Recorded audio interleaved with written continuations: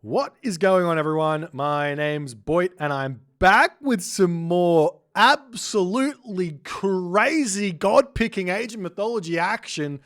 On the right side of the map in the blue color, playing as Oranos. His name is Kimo. On the left side of the map in the red color, playing as Oranos. His name is Shadowfaxx. The map is Alfheim, and we see both players picking Atlantean here. I understand what Shadowfaxx was thinking here in this one. Shadowfaxx is thinking Kimo's going to play Ra. I don't want to play Odin against Ra on Alfheim. That's fair enough. I don't think that's a very good matchup for Odin either. He doesn't want to play Poseidon versus Ra on Alfheim.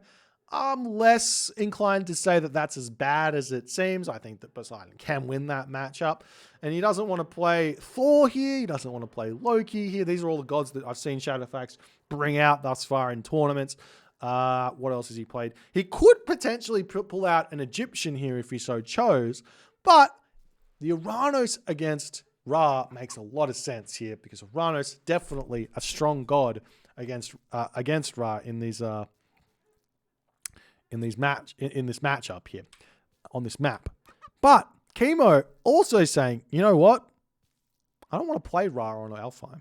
Alfheim, low hunt, does make sense to play Ra here, but the problem is that there's just too many weaknesses for Ra in Oranos, in Kronos, even in Guy here. All of the Atlanteans against Ra on this map are going to have a fantastic time here.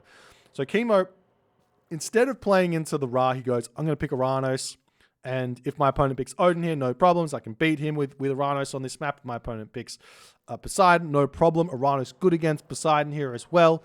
And then I think that Kimo will be surprised to see that he is playing against an Oranos here, but he's not going to be unhappy about it. Kimo's had a lot of experience in this matchup over the years, as opposed to Shadowfaxx, who I would wager is a little bit on the lackluster amount of experience here in this matchup. The hours in this matchup that Shadowfaxx practiced here, I would say this is one of the lesser practice matchups that he's had. And this is a very, very difficult matchup to play.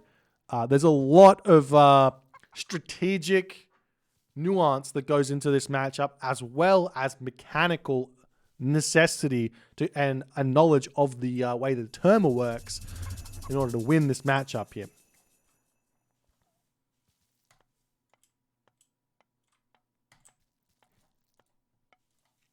So, it does look like Kimo's going for a 4-minute advance time. It looks like Shadowfaxx is also going for a 4-minute advance time. Both players here not really finding that much hunt. This is a minimum hunt Alfheim here, so no need to get the hunting dogs. We will be seeing Shadowfaxx hitting that classical age a little bit earlier than Kimo, but it's not. It's like a matter of seconds here, so it's not going to matter all too much. Relics on the map, the Armor of Achilles here. Very, very good relic for this matchup, though it doesn't come into effect till a little bit later once the Murmillo are going to start coming out in this specific Alfheim spawn. Cathar of Apollo here, another fantastic relic to pick up with the extra 10% villager movement speed, as well as the blue crystal. There's so many good relics here.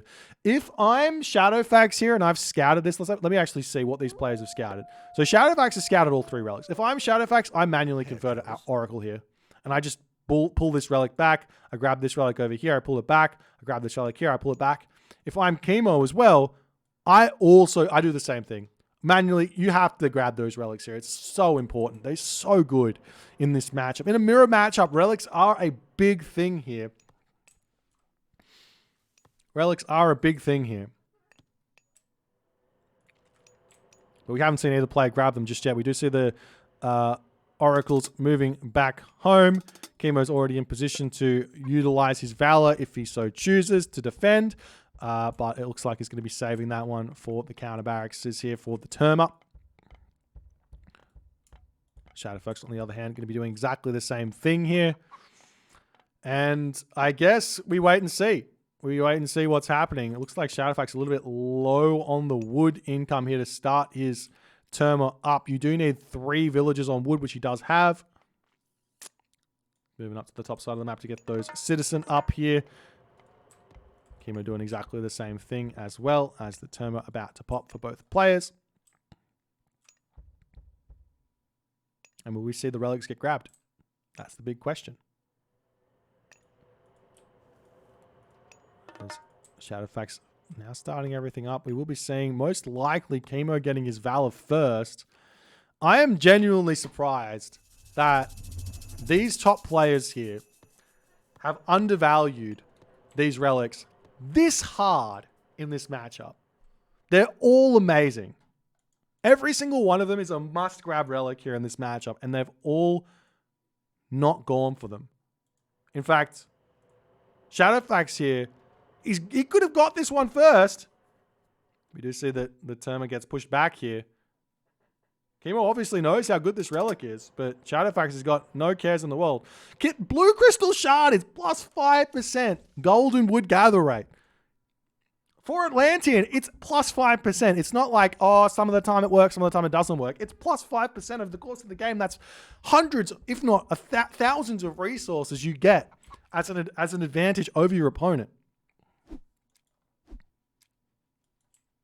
Shadowfaxx thought he could sneak in and get a snipe there, but his Terma are blind, and he does get hit there. He's pushing back in, going to see if he can hit something on this position. It's very important to not throw the arrows if your opponent's Terma are moving.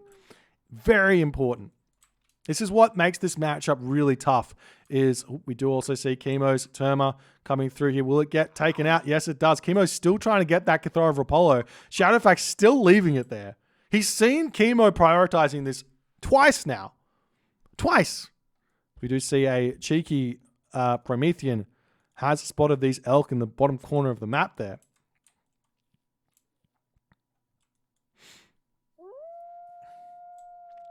It's now the Terma coming in onto this position here. Oracle here getting taken out.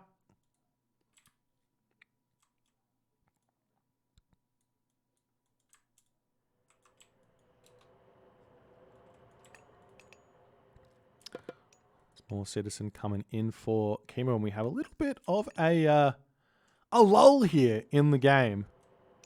Do see that Shadowfaxx has managed to get out onto his hunt in this corner, whereas Kimo has not. Kimo finds another relic, and he leaves it there.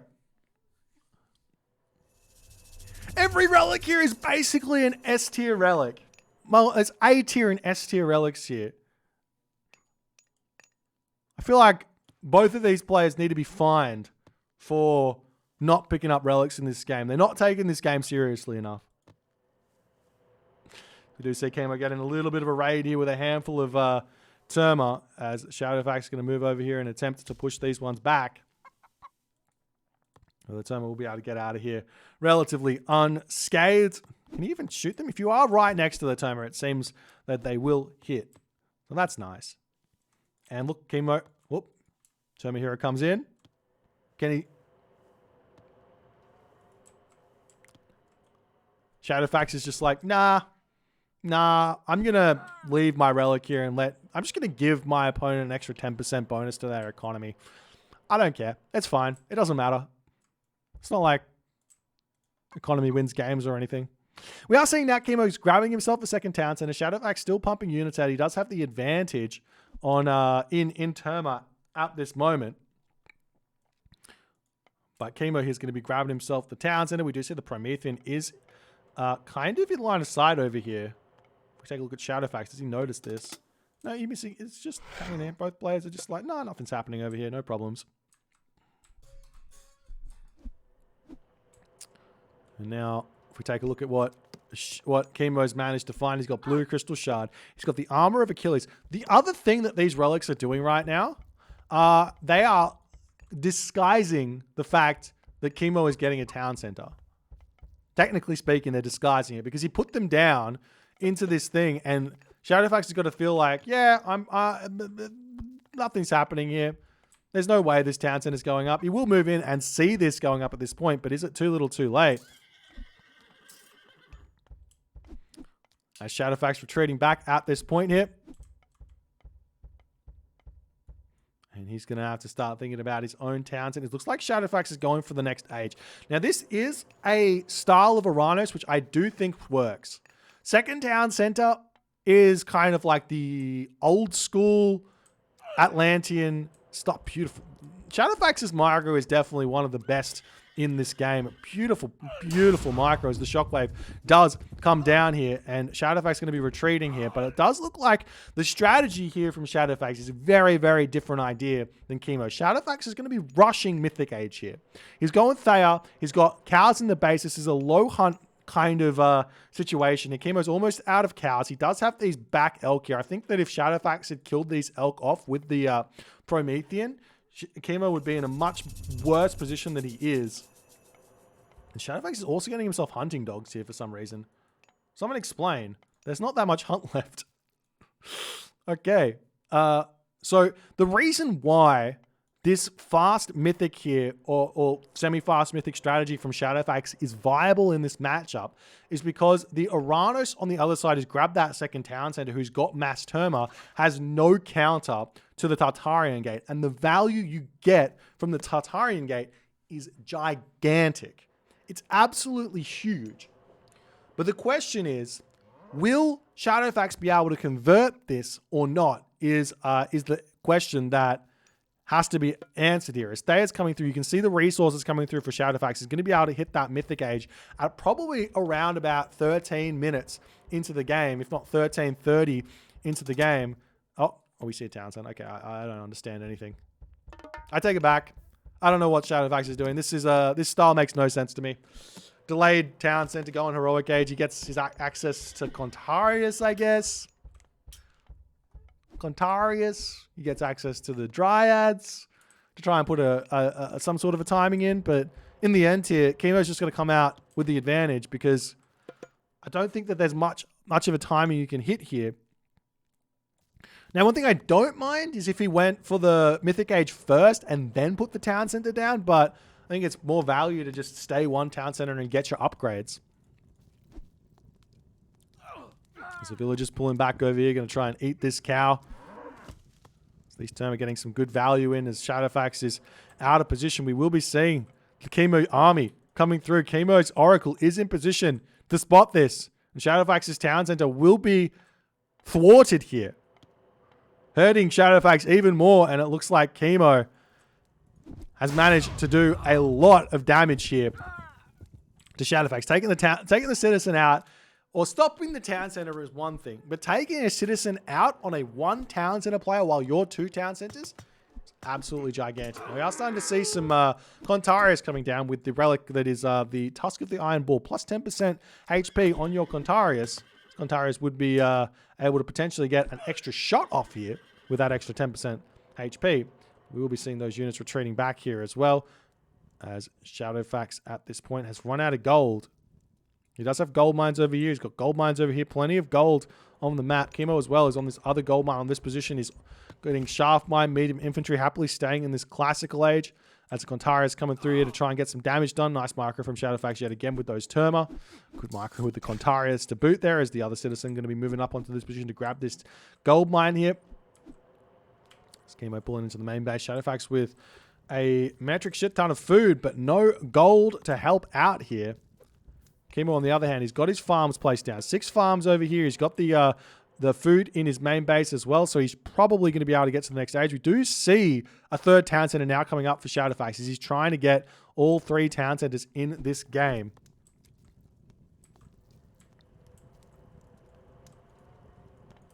And meanwhile, we see the army coming back onto this position. Contarius will be able to take out the Terma very, very quickly, as those Stymphalian birds are going to be able to deal with the infantry units coming in to try and deny this town center from coming up. Meanwhile, I mean, Kimo getting closer and closer to that next age as the Alluvian Clay Promethean here coming through. This is a plus 52 HP Promethean than normal.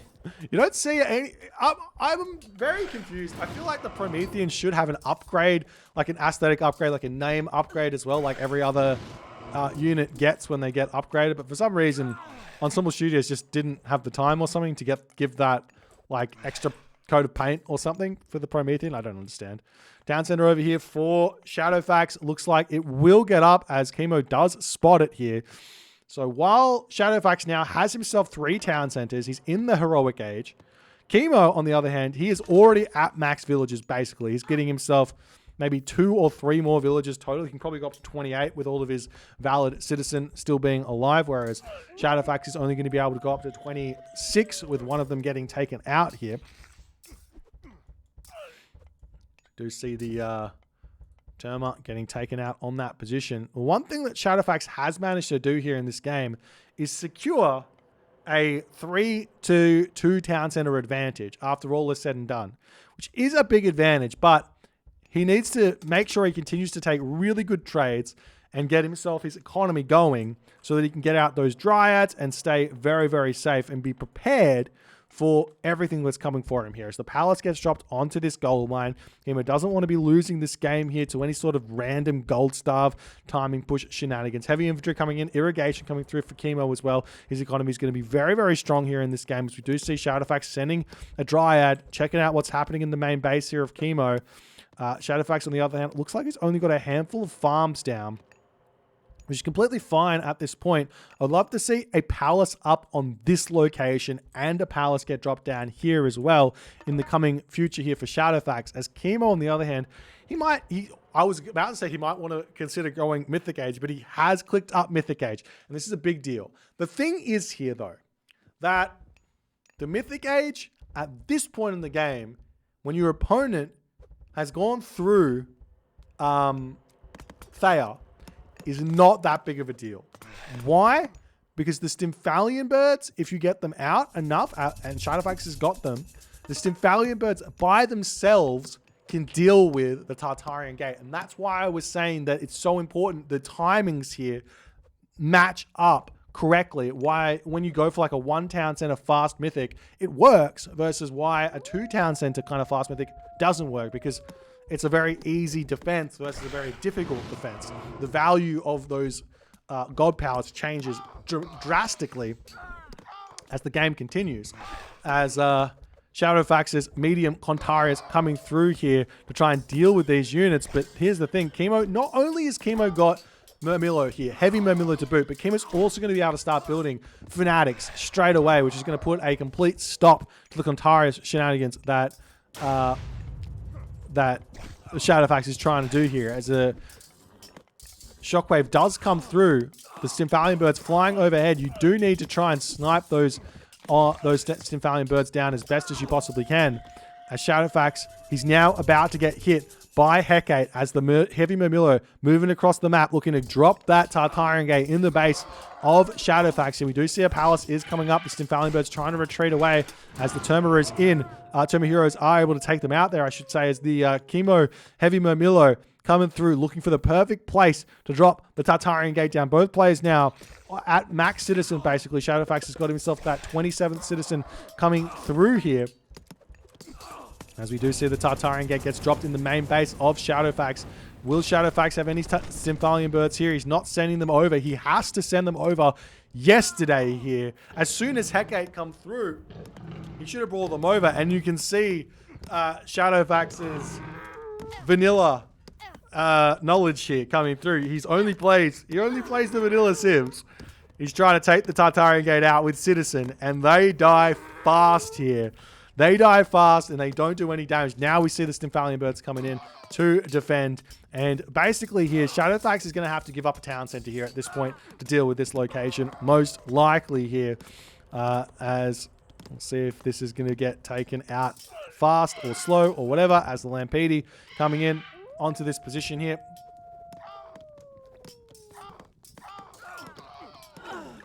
As the Lampede does get taken down.